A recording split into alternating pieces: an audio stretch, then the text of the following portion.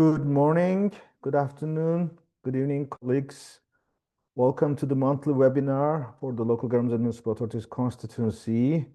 My name is Yunus Sarıkan.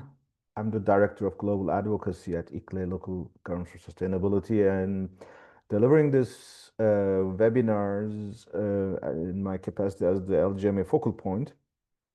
So, as our usual practice, we are just allowing 30 more seconds for all the participants to settle down so that the flow is not disturbed. So we appreciate the flexibility of those who are already arrived early in time. We would make sure that we are all following this webinar without any disturbance. In the morning, we also had a nice session, and in the morning, I was a bit in a difficult situation. I was on the move, in motion, and there were some hiccups, and I appreciate especially my colleague Johanna who helped me, and I hope this time it will be all much better, let's say. And so in that sense, you may be a bit more lucky for this afternoon session. But in any case, you are all aware you will receive the presentation and the recordings of both sessions tomorrow by the latest, hopefully. So I think we have now reached to relatively our maturation of our participants. So once again, thanks a lot. For those who have been joining new, I see some new names, not too many. Therefore, it will also give me the chance to arrange the flow of the session a bit more faster at the beginning so that we can leave more time for the new information. But again, housekeeping rules, we really recommend you to keep until the end of this, like the first 35 minutes, and then we will open the floor for Q&A. In some cases of this webinar, we have guests, but we also have active participation from the LGMA partners. For this round, we don't have any guests, but we also encourage especially the leading partners in the drafting of the position to intervene when appropriate, because there will be a lot of discussions on that. The agenda is that we would like to skip quickly the basics for those who have not joined us before, so that we're all on the same page. We will spend some time on the new NDCs. There are some information that we'd like to share with you. We will highlight some national mobilization, some good practices. We will spend very few time on the action agenda because there's some update on that. Hopefully, we will have more debate on the joint position, which was released last week, and how we will use the next couple of days and weeks. Literally, in Urban October, every day is very valuable and precious. And in fact, we are very active in almost every day. And then how we will land all in COP in Brazil. If you have noticed, it says Brazil because there are events in Rio. We all know the Local Leaders Forum, in Belém, in Sao Paulo. So we would like to capture all of them. So with this, let's kick off. So we are the voice of subnationals, towns, cities, regions, states, all colors of the subnational community. We influence the negotiations. We contribute to action agenda with the champions. We support the presidencies, because there's a fashion that they have their own ideas and initiatives, which is continuing in the Brazilian presidency as well, so that there is the continuity of what we have done, so that we can make sure we complement in every round. And especially this year, we are very, very excited because a lot of things are now, stars are aligning, let's say.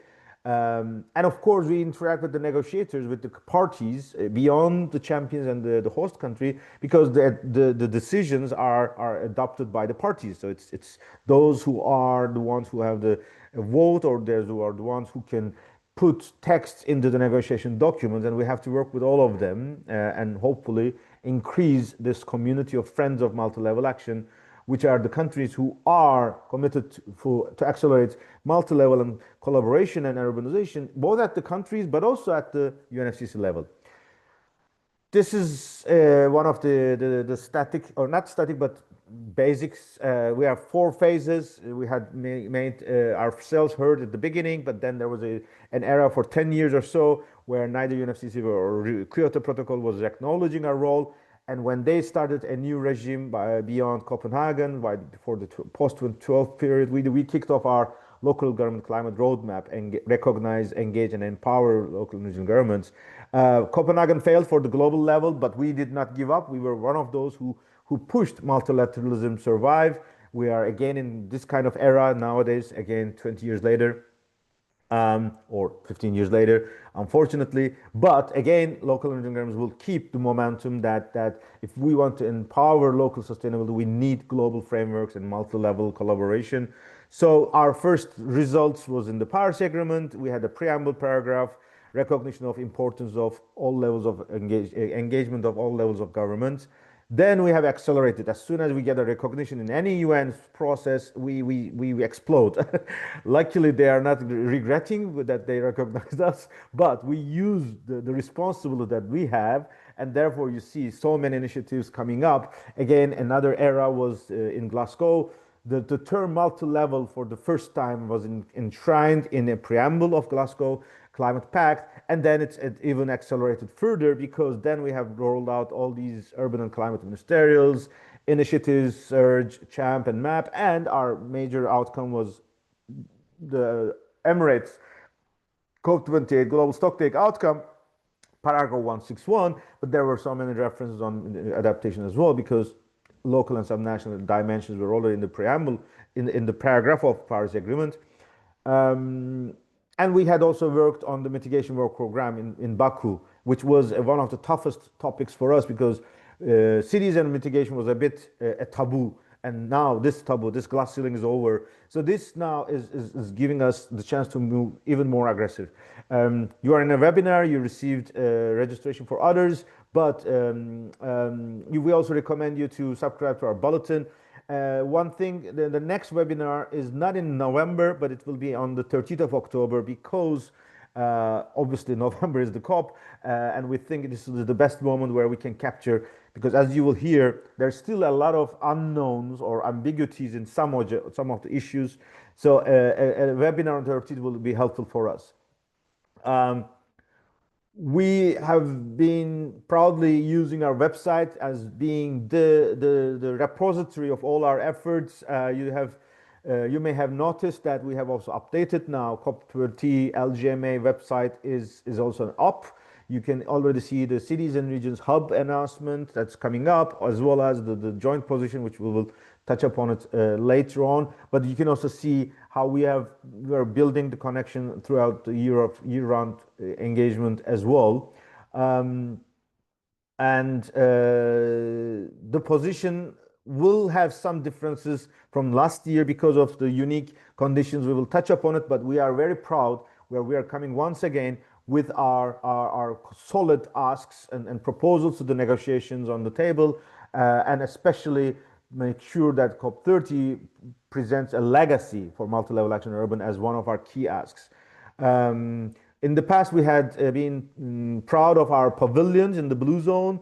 Until last webinar, we were not sure. We had the vision, we had the wish to have it, but the technical and financial viability was not confirmed. I'm so happy to announce that today we are confident that we will have a hub in the blue zone. We have signed the contract for a 100-meter square space with the support of the UN Habitat and Minister of Environment, Minister of Cities of Brazil as the main partners in the space. We will be in the urban neighborhood, and we are now working. We also collected applications for session hosts. And in case there are still partners who wish to contribute into the hub financially or thematically, feel free to reach out what we can do in this limited time. We will be, of course, because we're almost finalizing the agendas of day by day, but we are open for ideas as well. So let's come. What is expected from this COP? It is the delivery of the commitments from the past two COPs plus their national homework, which is the national climate plans. The commitments from Dubai, which is transitioning from fossil fuels, especially that was the big highlight of Dubai. This idea of can manage to get this 1.5 degree compatible work and climate neutrality by mid-century. But Dubai was one of the last hopes that we were still thinking that this will be, it's a dream that can come true. 2 years later, we are not that close. We must all confess, and we're all aware.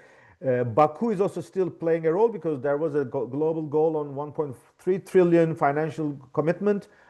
This was welcomed. It was giving the hope that there will be this global solidarity. However, again, in less than a year's time, even this money is questionable because of the global north countries reducing their ODAs, and there's no clarity on how they will run this transfer of this annual budget by 2035. So there is still a need to build trust so that the global north and south still can be on the same page for a joint collaborative action.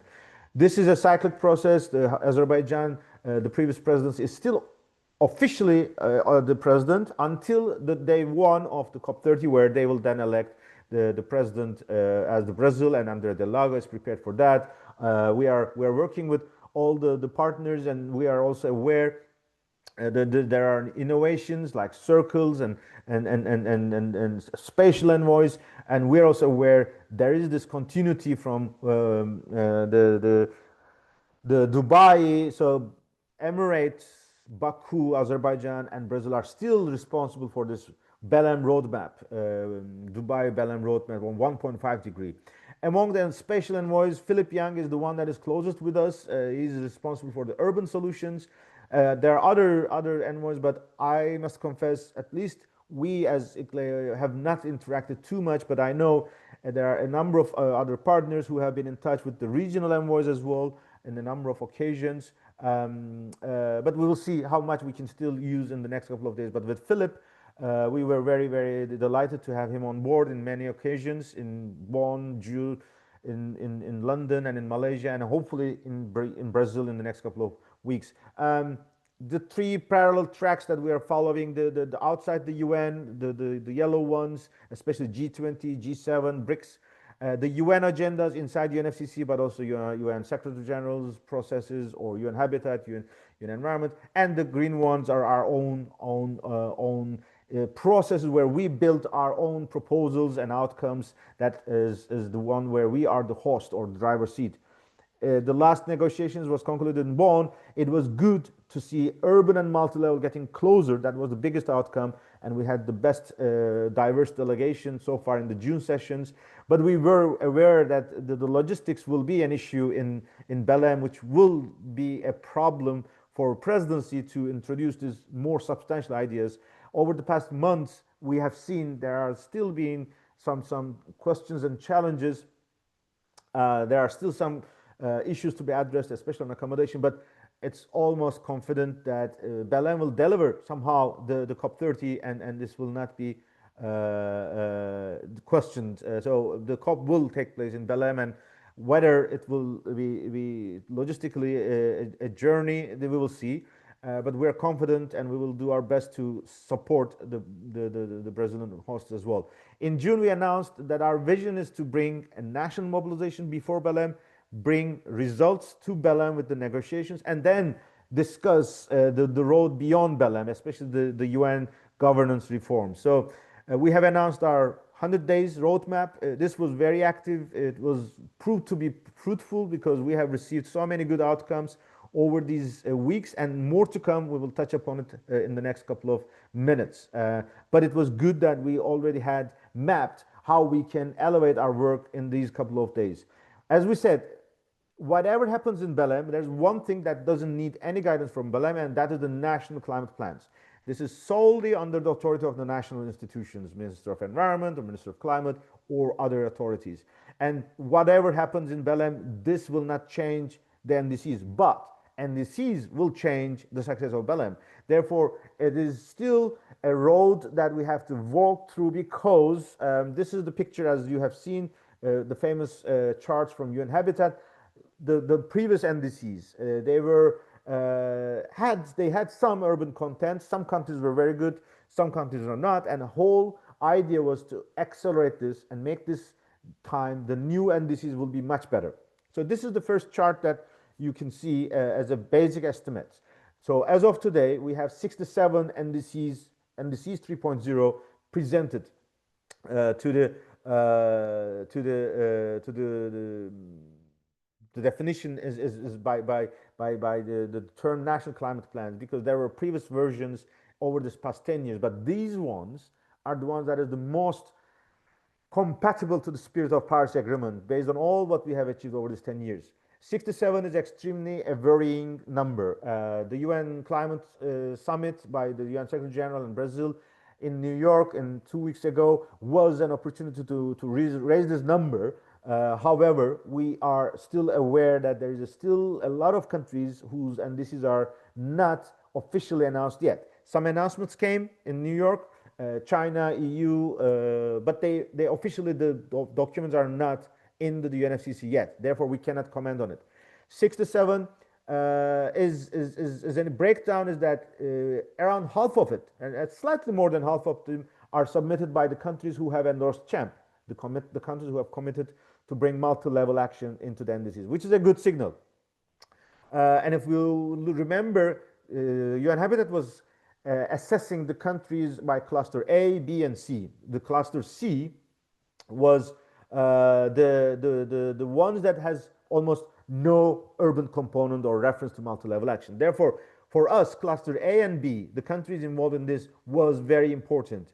If we see within the 67 countries, more than 70% are the countries who have been recognized by UN Habitat as cluster A and B, which is good. And it's even more, better news, there are a lot of countries who were in cluster C, but their NDCs now are much better in terms of urban components or multi-level collaboration. This applies to both countries in the CHAMP coalition, but also the non-CHAMP countries as well. So because there were several NDCs in the CHAMP endorsers where in the past they had no reference to multi-level or urban component. But this year, the new NDCs, we are seeing that they went even better. Countries from the global north or also countries in the global south, this applies to all of them. As we said, as of today, there is a feeling that all our efforts are paying off. Of course, we would like to expect more. And of course, there is a reality that the overall ambition of these countries, even with a good multi-level component, are still far below the needed level. However, I think the lessons learned is that by creating initiatives, by creating structures, by working day by day, almost on a day by day with the countries, and by proving that we have resources, tools that they can bring national multi-level collaboration into the game, is demonstrating that it is producing result. And in the next couple of weeks, probably you will hear more detailed analysis from UN Habitat as well as the CHAMP support unit. Hopefully these analyses will complement what we have been showing here. But overall, this is a tendency that we are seeing, that there are more and more countries who are better in their urban components. That is, I think, the most important message. Obviously, we have to work, and that's the reason why we have to work in Urban October. We'll come back to that. National mobilization, you remember we have shown this. Town hall COPs was instrumental, and CHAMP endorsers are increased in the past couple of weeks and months. There is some more information coming up. For example, now we have more than 40 town hall COPs, and as you can see, it's global north and south, and it's not even the latest version, because on the 1st of October, the day that when Urban October start, we had another town hall COP in Adelaide, which was another powerful message because the federal government of Australia was also there. So this means town hall COPs, especially the value of town hall COPs, is that we have seen throughout the year so many countries, so many corporates, even so many local governments backtracking in their climate commitments. But with the opportunity to open the space for a dialogue on climate action through the local governments, through the youth constituencies, town hall COPs were instrumental to keep the momentum, to keep the ambition of climate action high on the agenda at the local level. They were able to bring this discussion from communities up to their national governments. So it was still a valuable opportunity, and we are hearing so many good feedbacks that the LGMA constituency would like to continue this forward. I will touch upon this in the next agendas on the road to Belém and beyond. The national mobilization, as you have seen, the commitments primarily will be reflected in the NDCs, but outside the NDCs, there are still efforts. Malaysia played a key role. UN Habitat Assembly President, Minister Nuga, was instrumental, but he also went further. He had chaired the dialogues of ASEAN countries with China on their roundtable, ministerial roundtable on construction, and there were very positive feedbacks from China, Vietnam, Burundi, that they like the idea to support that there should be a better link between the urban agenda, which is the urbanization, and the climate action, which is bringing us more power, that the outcome from the ministerial could be even stronger. And there are some more updates on that. Meanwhile, separate from ASEAN, China, Japan, South Korea, the ministers of environment this time. It's even interesting because Minister Nuga was housing minister, which is like default, they should be pushing this idea. But ministers of environment of China, Japan, South Korea, in their tripartite joint action plan for the next 5 years, for the first time, they included a paragraph that they would like to work more with local governments, among other stakeholders. We have been pushing this for a long time. It has been entered into the document for the first time. This is again showing, let's remember, Japan and South Korea are strong champ endorsers. China is not, but China is demonstrating a lot. In the climate summit you have seen, President of China was announcing the upcoming NDCs from China, and we have seen so many interesting and invaluable experiences from Chinese cities, and we know in Rio and in Belém, we will have much more visibility and engagement of the Chinese cities and regions. This gives us the confidence that our collaboration with China will continue to increase, so that we can rely on Chinese national efforts as well. In New York, the high-level champions announced the website of the Granary of Solutions. This is a result of this action activation groups. It is still ongoing. There are still possibilities until 17th of October that organizations can register their initiatives and they can demonstrate their actions. There will be two types of actions. One, the case studies in the past, and one that are the ones that will be accelerated further. Under each of the activation groups, there are one or two examples bring forward. It is not an easy process. There is numerous efforts to be done, and we know a lot of stakeholders, especially those not necessarily through the national processes, are having difficulties. But the good news is that this will not be finished by Belém. Very likely it will continue after Belém.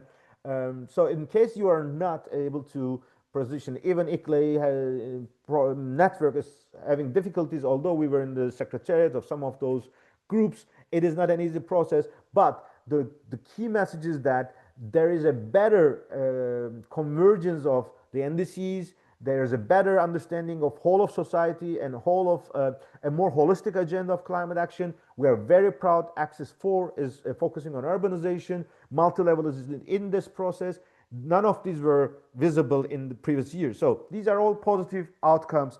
And we are aware, especially from the Local Leaders Forum, there will be some announcements like Solutions Bank or Solutions Pool will be announced as well. So we'll see how things will evolve. So now more time to discuss on the joint position. First of all, congratulations all the partners who have been involved in the drafting of this process. Especially, we discussed that we will have numerous other specific thematic documents, but the joint position should be simple and it should be much more encompassing the most burning issues. And once again, this is not standalone. It is connected to the national mobilization and the discussions that will come afterwards. But now we are very proud that this document, which is 2-page long, plus supported with an annex, is available for endorsement of the networks. We primarily would like to encourage networks to endorse this, but we know many leaders are also very active. So instead of an individual city or state or region, we ask you to check with your national, local, some national associations, so that this is a much more collective idea. One of the reasons for that is that there will be another statement, which is the COP30 Local Leaders Forum outcome document, which by name you would notice that it is a leaders forum, which is mayors and governors will be signing it. We do not want to create confusions, and we want to make sure that the mission of this LGMA position, which is much more nitty-gritty on the negotiations, whereas the Leaders Forum is much more political and much more long-term vision, that they complement, they speak to each other, they don't contradict, it is not either or, but they have different missions. In that regard, we are hearing, and I hope Amelia will still be able to provide updates on the forum and the outcome document when we finish the first round of presentation, but there's still a very good work going on. What do we have in this position? 5 key asks. Number 1, work towards a formal UNFCCC program that is addressing multi-level and urbanization. That is a foundation being laid out here. We'll touch upon that later on. Adaptation to be concluded, and we have seen so many good indicators speaking to the local realities. Our team in the adaptation working group done a great job. Just transition, especially when we're in Belém, but we are talking about the informality, the urban poor, and the relation with the communities, indigenous people, that transition should be equally shared, and they are best done when local energy members are on board. We have seen this example in South Africa, in so many countries, and we want this to be in the just transition framework. Access to finance, we are seeing this roadmap, 1.3 trillion, how this is dispersed, how cities and regions can contribute, as there are much more things we can do on that. And we want to make sure that now we are hearing, at the beginning of this process, we were not aware of this UN80 reforms. Things are shaping, and we are aware there will be a discussion on the sustainability agencies, the agencies of UN on sustainable development, that there are discussions on their mergers, and we want the UNFCCC to be more open for multi-level governance, and the rest of the UN80 reforms also take into account multi-level climate governance. Endorsement is now open. You can see this screenshot, the QR code. My colleague Johanna has shared the link. Until 25th of October, you are welcome to endorse this. Again, we will have supplementary documents, but this will not be open for endorsement. It will be too late and it will be too complex. These will be more like guidance for negotiators, and you can use this in your discussions. Fantastic, Laura, that to hear U.S. national League of Cities to endorse, because last year we didn't have it, as far as I remember. But with Mayor Patterson, we were in touch with last webinars in June. So it's fantastic to see National League of Cities joining this collective move. That's really great to see that. And the synergy with the LLF will be coming up. I want to spend some time in this graph, because this is explaining on this big ask, our most important ask, which is, what do we mean by a multi-level and urban legacy? So you will see in the endorsing document, there is an annex which lists all what we have achieved over these years in UNFCCC specific documents, decisions, programs. Obviously, creation of a work program inside UNFCCC is not easy. There had been cases that it took 5 to 10 years. In some cases, the Lima work program on gender started in 2001, but it was resulted in 2014. There are better cases like agriculture and food. It started in 2022 and it started to deliver in 2025. But as you see, there is minimum 3 to 5 years for any idea to be to be more available on the agenda. Therefore, we have to be able to show that we are making progress. We have so many decisions in several processes. That is our building block. But we have a fantastic leadership from Brazil, a champ country. Climate federalism is embedded in the NDC. It's a BRICS country. It is a speaker of the Global South. So that is a lot of opportunities. And Minister of Cities and the whole machinery of the presidency is fully on board. But we don't know how this will be resonated by the parties, be it champ or non-champ. Let's remember, champ countries also did not commit anything into the UNFCCC framework. They only commit a work to be done at home. And we hope this will continue, because they demonstrated good practices. But inside the champ, there is no commitment that they will support an agenda inside UNFCCC, similar to the other parties. And more importantly, the IPCC report is in the making. It is drafted currently. There are processes. And the IPCC is the main process where any decision can be introduced to the UNFCCC. This is the science-based process. But there is a reality. Not all IPCC reports have found their ways at the UNFCCC level. So there is also a risk that IPCC report on cities may not result any concrete conclusions or impacts into the UNFCCC process. Therefore, if we can lay the foundation here in Belém with this fantastic leadership and make use of the next couple of years until the end of the COP20, 2027, when we see the results of IPCC, then we can be confident that when you look at the UNFCCC, if you click on the topics, that you will see a multi-level and urbanization as a new entry.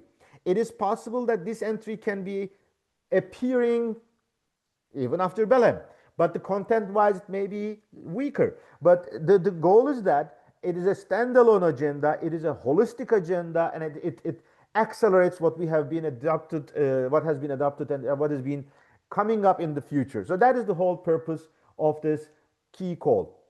When it comes to the Urban October, this is also very, very valuable. Every day counts. We are so happy that we have town hall COPs in countries and cities we had never heard before. Adelaide, Tokyo, Delhi, Brussels, Tishwane, they are all having these discussions to bring the discussions. Yesterday, Minister of Environment of Japan was in touch with Governor of Tokyo. The same goes for today. Indian Minister of Environment, Minister of Housing was together with our colleagues in India and ICLEI South Asia celebrating the 20th anniversary.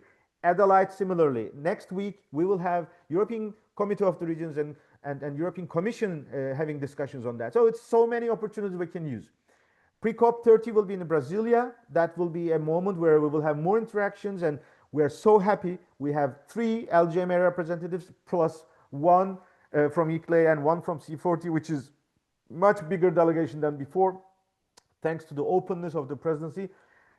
We are also expecting a major effort from the presidency to bring multi-level to an informal dialogue. I am not entitled to share details, but hopefully we will get some good news, and we will be announcing it shortly. This will empower all what we have been doing. In this week, we had in Geneva UN Forum of Mayors. In the end of October, there will be Global Water Operators Forum in Bonn, where ICLEI will have the last dialogue with the UN Habitat Executive Director. That will give us the last opportunities. And we have the Pacific Urban Forum. Again, the UN Habitat community can still push some more agendas. And Pacific Urban Forum is important because if COP31 goes to Australia, Pacific nations are already said that they would be very actively engaged and support that. There are other processes. For example, Zero Waste Forum Istanbul is not a directly climate agenda, but we know solid waste is one of the activation groups. But more importantly, Turkey and Australia are still negotiating in terms of who would host the COP31. We are informed from media that Australian Minister of Environment is traveling to Turkey, Istanbul for this meeting. Probably around this, there will be some informal or formal negotiations. So there may be some new outcomes. Hopefully that things are clarified before Belém, but it is a chance, there's a chance that it can continue until the last day of Belém. Under this condition, the last week of October is still valuable for us. First of all, deadline for endorsements, don't forget, 28th of October, we would like to create this task force of COP30 Multi-Level and Urban Legacy Negotiators Task Force. We're discussing with the Brazilian Minister of Cities and COP30 President so that this is something that helps them. Let's hope they will agree. Philip Young was very positive, and we are confident Ambassador da Costa and Itamaraty and Minister of Environment will also be supporting this. We will have our last webinar. We will hear all the details on the Rio Forum and Pavilion and all this stuff. And the day after is the last day, last working day of October, Friday, the World Cities Day. Our call is that if there could be any opportunity, you can pick up a phone call. You can make an appointment and visit your national minister, or you can organize a closed door meeting, or you can have a public meeting. Use the last day of October as our last opportunity to mobilize for national multi-level and urban climate action. We will communicate these more, but this will be the opportunity that we have been envisaging that before Belém, the dialogue should happen at home. If we can have the UNFCCC negotiators talk to our leaders before they leave their home capitals, it will have a huge impact. And we still have a chance for that. There will be more opportunities to do that. And when all this finish, we will be in Rio, sorry, in Brazil. The first 3 days, the first 3 days is local leaders forum in Rio de Janeiro. Then there will be a delegation from this to the leaders summit by President Lula. In the last 2 days over the weekend, there will be an investment forum by cities and by business community. We don't know how we will be engaged, but starting from 10th of onwards, we will be active in Belém, which will start with 2 days, a cities day, a local governments day, and the fourth urban and climate ministerial. The challenge is that this timeline is a bit challenging this year because the official ministerial segment of COP30 is in the second ministerial, still has to be carried out to the attention of the ministers of environment. Therefore, this task force would be valuable, and I'm so happy, Rachel, that you have committed Quebec to be actively involved. These are type of delegations that we particularly would like to engage, because the Quebec delegation always has a party badge, which means that you can directly talk to the negotiators. So these kind of delegations will be extremely valuable, and Quebec being the forever active in the advocacy will always be a pioneering power for us. And this the agenda in Belém will consist of obviously negotiations. As we said, the nature of the negotiations will be different in the second week. In the first week, it is still the subsidiary bodies, but in the second week, it's the presidency. The nature is that the presidency can redesign existing topics if they are not concluded. They can introduce new topics, new concepts, but the presidency, Brazilians have already announced that they are not interested to introduce a cover decision, for example, or they do not want to impose anything. Therefore, the debate on multi-level and urban should come from the parties on the first week as much as possible. Presidency can still introduce, but there will be a certain risk that they may be rejected. Therefore, we have to prepare the global south and global north negotiators that when the presidency introduce any text that is supporting multi-level and urbanization, they do not reject or react, but on the contrary, they welcome this. This is the reason why we have to keep a close dialogue. Delegations from urban ministries, environment ministries, champ endorsers, non-champ endorsers, those who are in the capitals and those who are in Belém. Other than that, of course, our pavilion, a hub, will be the landing zone. And we will also make sure that in the action agenda, there will be numerous opportunities. For the first time, there will be an Axis 4 pavilion and other country pavilions. This time, green zone will be even more important. And this is the spirit from Brazilians, the host, city of Belém, state of Pará, state of Amapá. They all are designing, turning the whole city into a climate action zone.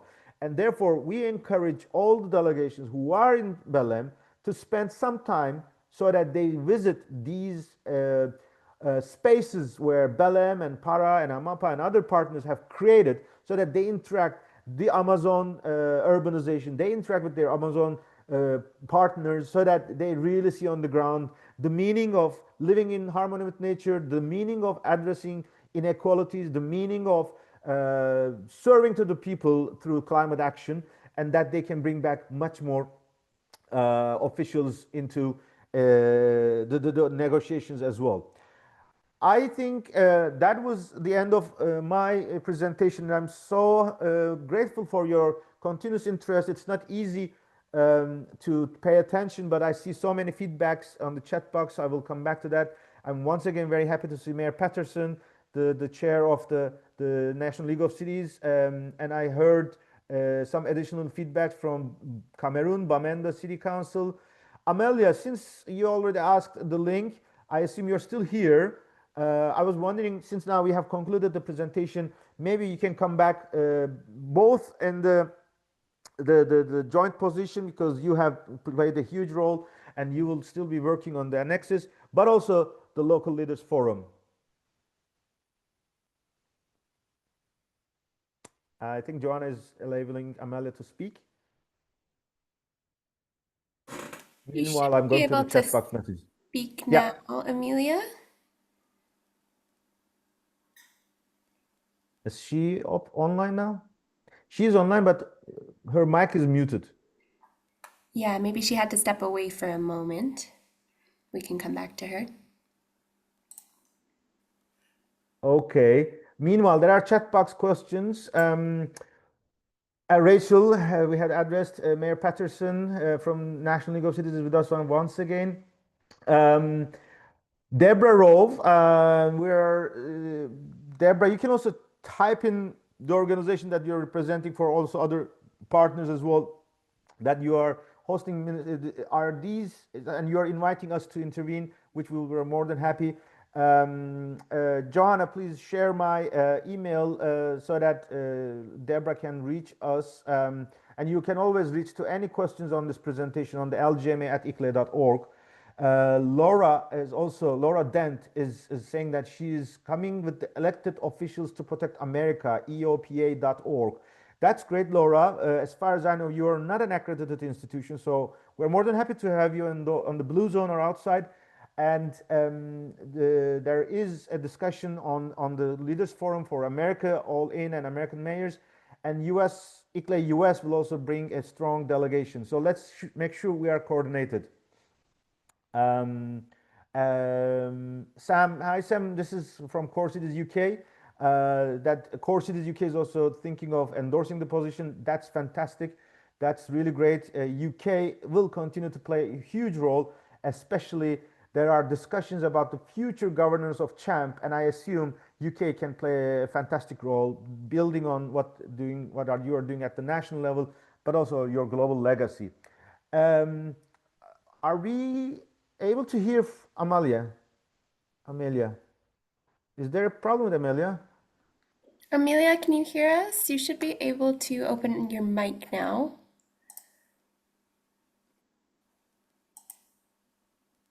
Hmm.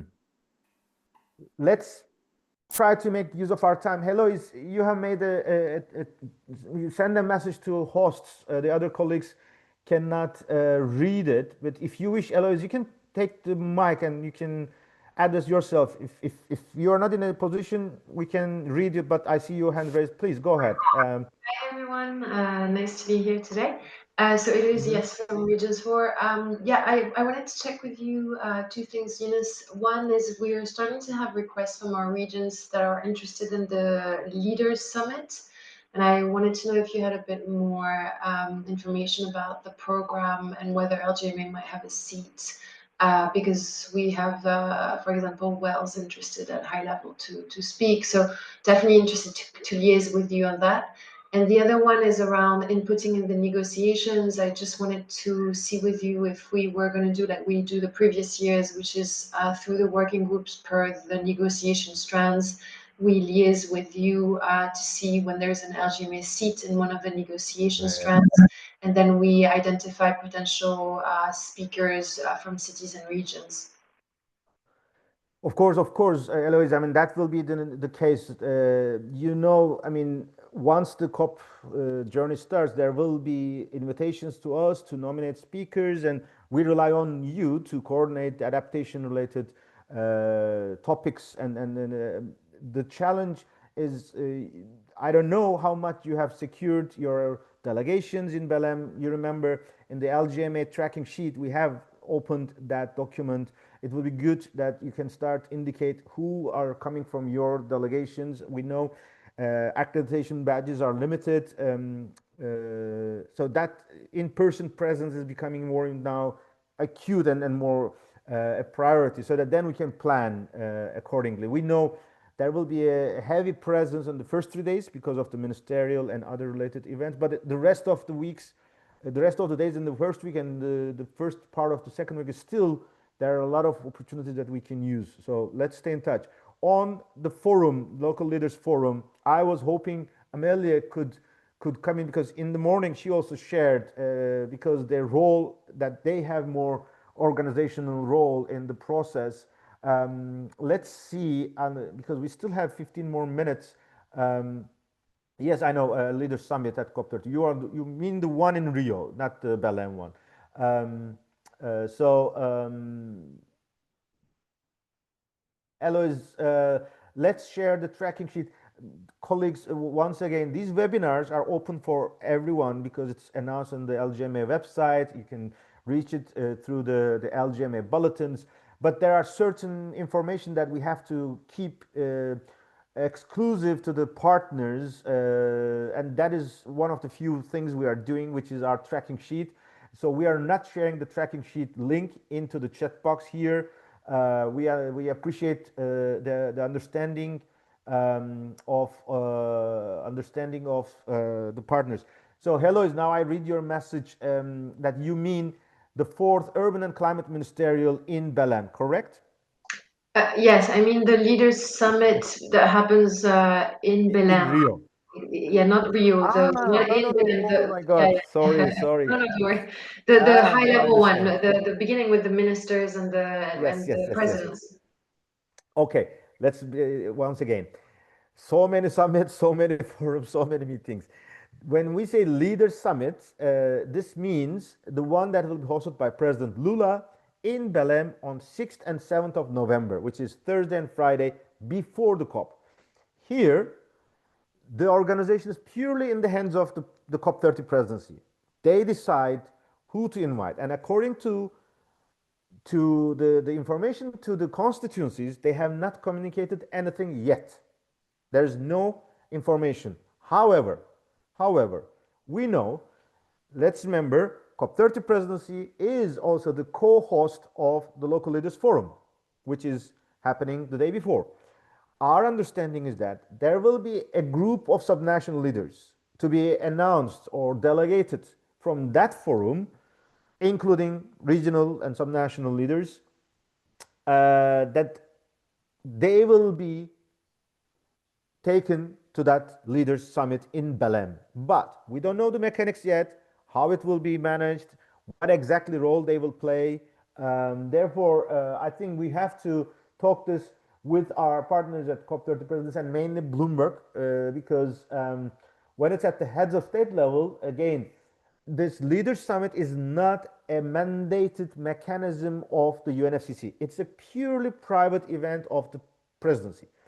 And they decided to convene it before COP or outside the COP dates. So it's their responsibility or it's their right to clarify how to engage stakeholders, be it youth or be it subnationals, in their process. And they are not bound to work through the regular UNFCCC constituencies. So that applies to ICLE and the LGMA, that applies to trade union goals, climate action network. But of course, they can approach based on these well-established relations. But we know because Leaders Forum is convened by COP30 presidency and Bloomberg Philanthropies, it's highly likely that the subnational delegation to the Leaders Summit will be connected to these participants from this forum. Let's hope there will be more information soon, but that's what we are expecting. If according to this, then I would encourage you to talk to our colleagues in Bloomberg Philanthropies, the GCOM colleagues, under two colleagues who are, I assume you are part of the States and Regions Summit of the COP30 Local Leaders Forum on the 5th of November. So from that forum, I assume there will be a delegation that will be included to be nominated to enter to the Leaders Summit in Belém the day after. So let's see. I think we still have time for that. That's still possible. Amalia, Debra, you are connecting from STSN network. We had been in touch with STSN in the past years, and we higher education sustainability. Sorry, no, there are multiple. So Deborah Rowe is reaching us through higher end education sustainability initiative and 10 UN collaborating issues. Okay, let's follow up with you. SDGs. Okay, that's a different. We have not worked with you, Deborah, before. Thanks. Andrea Martinez has a message in the chat box. Barranquilla is interested to join the negotiation task force. Definitely, Barranquilla. One of the things we'd like to make sure that this is also connecting to the national governments, but Colombian leaders and Colombian government is one of the ones that we'd like to get on board because of your engagement in this process over these years. Definitely will take note of it, and we'll get back to you. Um, any other feedbacks? Um, Maybe I can go back to the participant list. Is Amelia back? Um, No, I think she had to go, Eunice. She's not there. uh, I was wondering whether any other colleague who can join and speak on her behalf or on behalf of the GCOM C40 or the support of the CHAMP support unit with updates on the Leaders Forum. It doesn't seem so. Today they are not on the line. Um, but I can recognize a couple of colleagues from other partners that are being involved in the drafting of the LGMA position. If you wish, if you'd like to address any points, we can come back to that. I see a hand now raised, and this is it an old hand? Asani Olumide.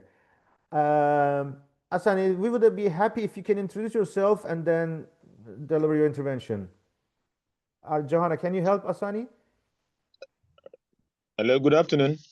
Yes. Hello, good afternoon. Yes, we hear you. Right then. My question is, what happens, post COP30? This kind of engagement, will it still continue after COP30 or at the end of COP30, that is the end? That's my question from Nigeria. I'm Okay, worried. neither climate emergency nor climate action will finish at COP30, like it or not, but this is a reality. Asani, thanks for your question. Where were you connecting to? Which organization? Well, I work with one of the at the subnationals in Nigeria, the Waste Management Agency in Nigeria, the subnational. Excellent, excellent. Exactly. That's great. So first of all, as it's a joke, but it's a reality. Of course, you may have seen. I have purposefully brought this chart again. This is the 13th COP, and very likely it will continue minimum until 2030. There will be next COP, as we discussed, in Australia or Turkey, but more importantly, Nigeria is being discussed as among the countries who could host the COP in 2027, COP32. So that may All be right even then. more relevant for you to be actively involved. And if you notice, Exactly. there are several agendas that cannot be concluded here, or there will be new agendas. For example, our wish, if we can insert in Belém a, a new window in this topics of the UNFCCC. Anyone on the computer now or on your laptop, if you're connected to internet, go to unfcc.int and you see this screen on the top bar. You see the topics. When you click on it, you will see these blue characters, the text that are written in blue. These are the topics under the UNFCCC. And there's nothing on multi-level action on urbanization. Our first priority that in Belém, that we create this wedge at some entry door. And especially when the IPCC report comes in 2027, when COP will be hosted in Africa, there will be a discussion on how climate negotiators will bring the outcome of the IPCC report to the UNFCCC process. They may decide not to bring anything, but if we kick off something in Belém as a structural mechanism, as a vision which is approved by all the parties and a negotiated outcome, this means that we will also secure that UNFCCC will respond to IPCC. So it will not be a question, but we will already pave the way. This is the benefit of having a vision of a period of work together. Therefore, for example, waste, solid waste, is for the first time in the agenda of the action agenda. You are saying that you are responsible for the waste authority in Nigeria. That means that outside of these discussions in Belém, there will be continuity of these actions. So it's not anymore outside the UNFCCC, it is in the UNFCCC. For the first time, mitigation work program had a focused discussion on waste, including circularity. This year it was in Ethiopia, in Addis Ababa. So they will produce a result. Like last year, they produced a result on urbanization and mitigation. Therefore, especially for your specific sector, waste, and for your country, there's definitely a very promising agenda that will wait for you to come in. This will bring a huge workload for you, but I assume that's what you are here for, so that you can take it forward.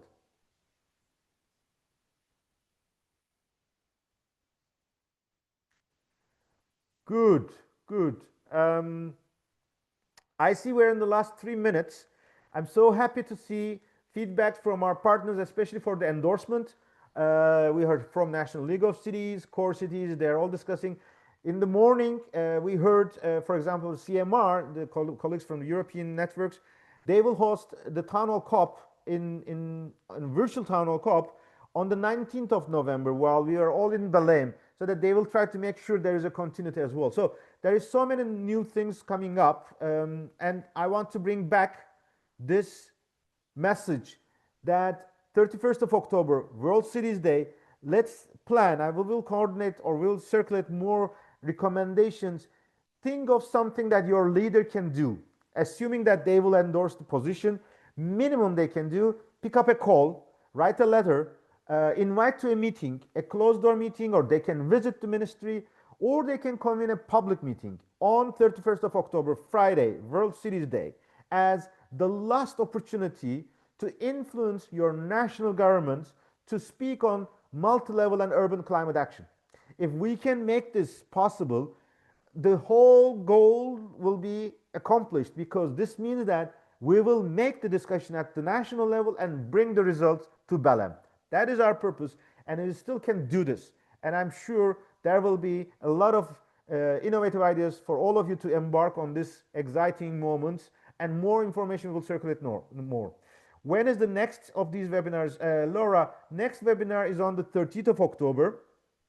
And if once you're registered, now you're registered for this one, this means that automatically it's in your calendar on the 30th, 30.